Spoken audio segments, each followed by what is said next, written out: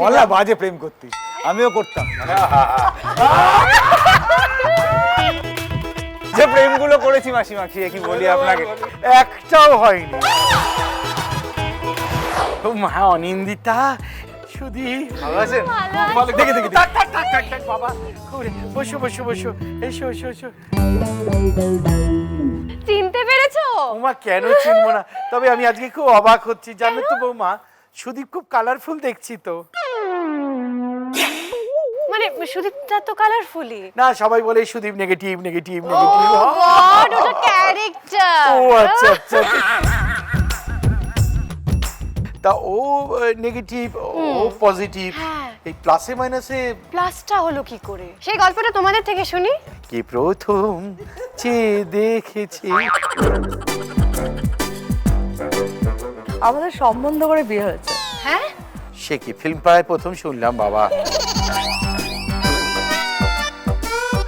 কারণ একটা টাইম ছিল যেই সময় আমি জীবনে একটা অদ্ভুত সিচুয়েশনে বলা ছিলাম। বাজে প্রেম করতি, আমিও করতাম। যে প্রেমগুলো করেছি মাসিমা, কি বলি আপনাকে, একটাও হয়নি। তো তখন দুজনেই খুব কাদার একটা জায়গায় চলে এসেছে জীবনে, আর কিছু হওয়ার নেই আর কি।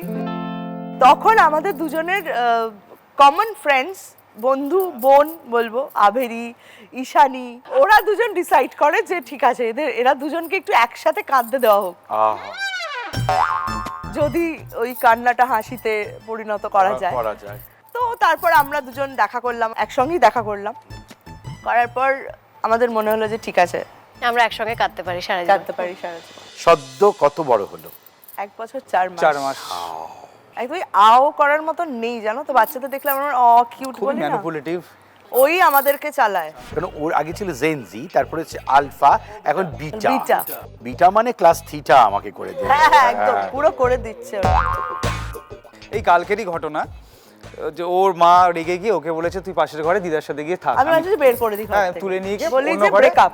ব্রেকআপ বলে অন্য ঘরে মায়ের কাছে নামিয়ে দেওয়া হয়। তখন নাকি ও খুব অপমানে লেগেছে, খুব কান্নাকাটি করেছে প্রচন্ড। তারপরে রাতের বেলায় আমাকে শুটিং থেকে দুজনে তারপর কিন্তু আমার সাথে ভাবও হয়ে গেছে। তারপর ও কথা দিয়েছিল সকালবেলা যে ওকে আনতে যাব শুটিং থেকে, সেখানে গেছি, নর্মাল হাসছে খেলছে। হঠাৎ আমি দেখছি ও গাড়িতে ওঠার পর থেকে মুখটা এরম হয়ে গেছে, ওর কাঁধে মুখটা শুধু গুজে বয়সটা বসে মাথায় আছে। রেখেছে। হ্যাঁ 1 বছর 4 মাস।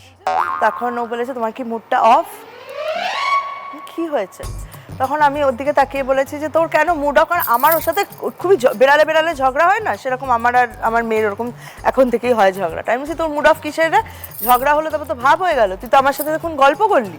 তাতে ও নকল নকল আমাকে বকেছে যে সরি বলো, তুমি এটা ঠিক করনি, কেন ছুঁড়ে ফেলেছো। ও কি করছে, আমি এরকম এদিকে গাড়ির আমি এখানেই, ও আমার কোলে এরকম বসে আছে, মাথার ও দিকে। আমার দিকে মুখটা পেছন ঘুরে জানলার দিকে মুখটা করে হাসছে আর কাঁপছে এরকম করে। বাবা রে বাবা, আমি তো একটা 3 বছরের বাচ্চা, আমি একটা অদ্ভুত কাহিনী শুনলাম। মাকেও জিজ্ঞেস করেছে যে আমি কোথা থেকে এলাম, তোর মা বলেছে তোর বাবার আমি ঠাকুরের কাছে গিয়ে প্রার্থনা করলাম, তুই চলে এলি। তা বললো যে তোমরা কোথা থেকে? বলে আমার বাবা মা ওরা প্রার্থনা করেছিল যে তারা চলে এলে। বলি সে কি গো, আমাদের বাড়ি থেকে কেউ হানিমুনে যায়নি কোনোদিন?